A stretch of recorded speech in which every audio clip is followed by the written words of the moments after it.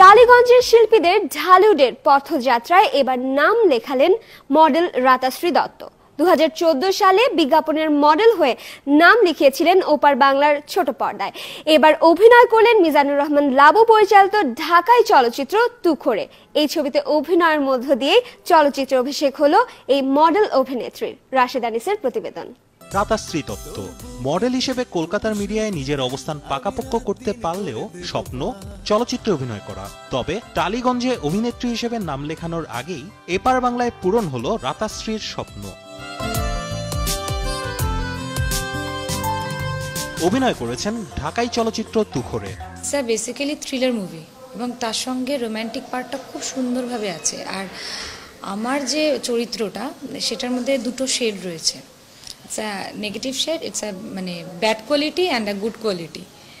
So আমার প্রচন্ড ভালো লেগেছিল। ছবিতে রাতাশ্রীর সাথে তুখোর ছবির কেন্দ্রীয় চরিত্রে অভিনয় করেছেন বাংলাদেশের নবাগত নায়ক নোমান শিবলি। চলচ্চিত্রে শিবলি অভিনয় করছেন নাম চরিত্রে। ছবিতে তাদের অভিনয়ে বুঁদ হবে দর্শকেরা, এমনটাই আশা করছেন এই মডেল অভিনেত্রী। আমাদের দুজনের কোঅপারেশন লেভেল এত ভালো ছিল, আমাদের কোনো সিনে কোনো রকম প্রবলেম হয়নি। কিছু টাফ সিন ছিল, কিছু মানে লাভের ওপরে কিছু সিন ছিল যেগুলো ও বোধহয় না থাকলে আমি বুঝতেই পারিনি ও নবাগত, কখনোই আমার সেটা মনে হয়নি। অসাধারণ কেমিস্ট্রি ছিল আমাদের। একদিকে অন্ধকার পৃথিবী, অন্যদিকে প্রেম, সব মিলে এগিয়ে গেছে তুখোর। চলচ্চিত্রের নাম ভূমিকায় তুখোর শহরের এক মাঝবয়সী ছেলে। জীবনযুদ্ধে হেরে যাওয়া তুখোর একসময় জড়িয়ে পড়ে অপরাধের কালো জগতে। সব মিলিয়েই এগিয়ে যায় রোমান্টিক অ্যাকশন ধারার এই চলচ্চিত্রটি। কে হবে তুখোরের কাজটা? এই তুখোরের যে বয়স, মানে যে ম্যান্ডারিজম কিংবা যে হিরোইজম দরকার, এটা আসলে আমরা ঠিক আমাদের এখানে যারা কাজ করছেন পরিচিত যারা, তাদের মধ্যে আমরা এটা খুঁজে পাওয়া ঠিক না, আমরা ঠিক মেলাতে পারি আমাদের চরিত্রের সাথে।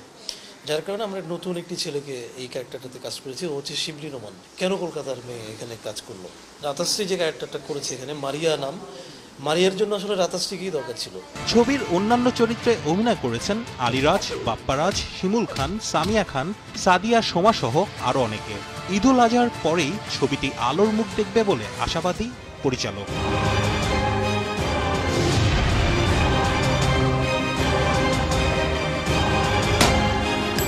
রাশেদ আনিস, ৭১, ঢাকা।